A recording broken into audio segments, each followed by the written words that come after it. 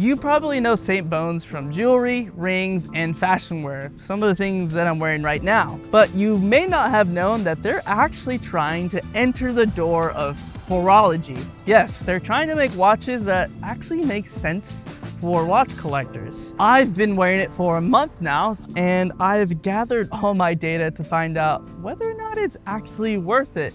And my consensus is, well, let's find out. Now, full disclosure, St. Bones did send us this watch for review. Not just review, but actually a critique, because they wanted to hear from watch collectors why this watch is worth it or maybe not. So we're gonna test this into 3 tiers. Tier 1, the build. Tier 2, the design. And Tier 3, the wearability. Now, it's time to find out what the verdict is. All right, let's talk the nitty gritty. The specs. Coming in at 41 millimeters of case diameter, the case, the bezel, the case back, the crown, even the movement ring on the watch is titanium. 8.6 millimeters thick, 46 millimeters lug to lug, 40 grams without the strap, sapphire front and back, 150 meters of water resistance, and a Meteorite dial. And the kicker on this is a Sellita SW301 top grade Swiss movement. St. Bones is showing that they're not just trying to put in a crappy quartz or an NH35 automatic movement, no shame in that game, but they're actually trying to pivot into real horology level of movements with this Swiss movement being used. With a high regulated movement like this, you're getting better finish and also higher accuracy, which in my testing, I found that to be very true with this watch. And it comes in at about plus or minus 6 seconds a day, which is almost cost certified chronometer level of regulation. Insane for a watch that barely costs $2,000. Now, one thing that I didn't expect is, unfortunately, the watch movement is loud. So loud that you could hear it in a quiet ambient setting, not like this, but let's say you're privately studying or in an office, you're definitely gonna be able to hear it just a little bit. Now, it doesn't bother me that much. Also, I do have a prototype, so I'm giving it the benefit of the doubt that this will probably be fixed when they roll out the actual retail or Kickstarter pieces. But it is something that I wanted to clarify because with my time wearing it, it's one of the things that kind of irritated me, but I've still found myself wearing it every day.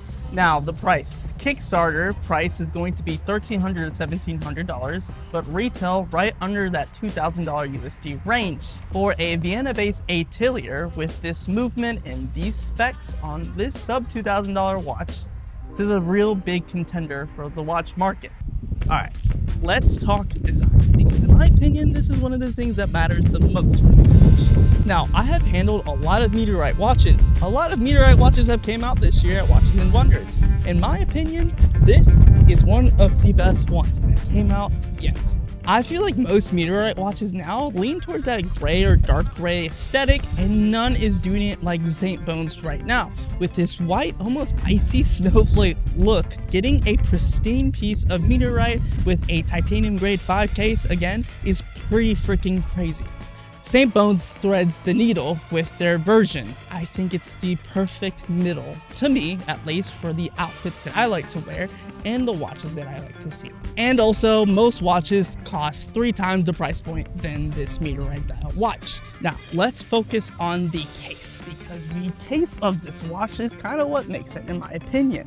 It has this industrial styled open work bezel with these screws. Hodinkee released a whole article on why it's actually very difficult to get this perfectly aligned. And on this watch, at least on my prototype, they have everything aligned to about 15 degrees. Yes, it's not the asymmetrical look or the symmetrical screw down look. What they did with this watch is still very impressive. And by the way, they're not just decoration. They do actually hold down the bezel and the case to the watch. Now, the actual case design, I've heard from other collectors who have seen my watch, says it feels a little clunky, a little bit too big. It's almost a very handsome watch with the dial, but the case itself is what kind of draws people away. For me, that's not necessarily a critique. It's more of a thing to look forward to, because I don't really like watches that do what every other watch does. Now, paired with their rubber strap, I feel like this is a perfect daily casual wear watch. They do also offer a forged carbon dial variation of it, but in my opinion, the forged carbon isn't really doing that watch justice because of the way that they go about it. It's just not for me. It's not that it's ugly, it's not that it's bad, it's just not my preference. I actually really like what they did with the Meteorite dial on this instead. But I think someone's gonna like it. If you don't like this, you might like that one the most. And one of my final critiques is the Lume. Not that the Lume is bad, because it's actually pretty good. It's the actual look of the Lume on the handset and the indices that I don't really like. I don't know, it gives me like this weird bubbly look that I don't really want from this watch. I almost wish it was more squared out so that the industrial look of it kind of does the work of the circular aspect. But again, I think that's kind of nitpicking because everything else on this watch looks pretty freaking beautiful. I'm interested to hear what you guys think. Leave a comment right now below on what you think of the watch so far. And for now, let's get into tier 3. Now, tier 3, the wear. How does it actually wear on the wrist? This watch does wear very lightweight because of that grade 5 titanium case and the rubber strap that it pairs with.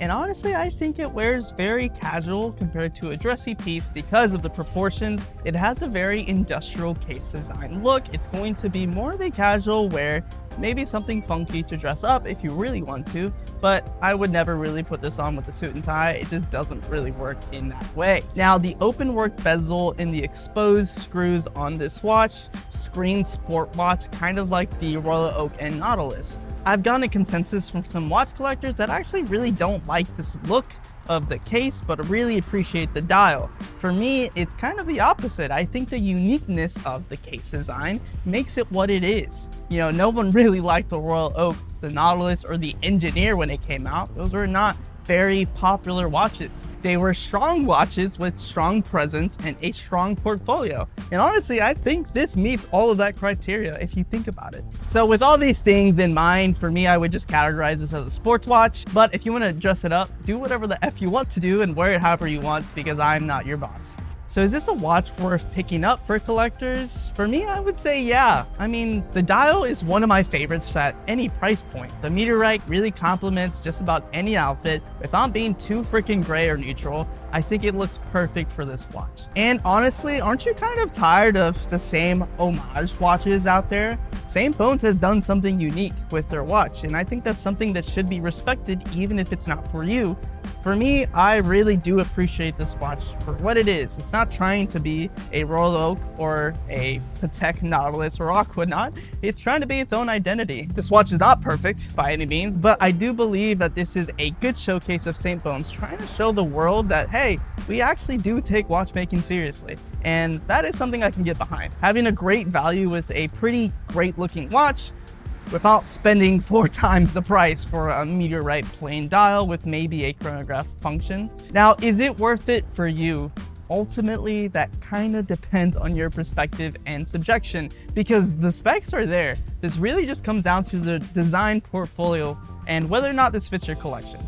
But if this does speak to you, it's available right now on Kickstarter, link in the description below. And also, if you're seeing this after the Kickstarter is ended, it is still available on their website at retail with a little bit of an extra price, but I still think it's worth it. Now, if you love watches like this, be sure to hit subscribe as we film watch content every single week on the main channel and this channel. Plus, check out thewatchbros.com where we give away watches every single month and exclusive content that you don't get to see anywhere else. Thank you so much for watching this video. Thank you, St. Bones, for sponsoring and sending us this watch. And for now, it's been Felix. I'm gonna finish my drink. Cheers.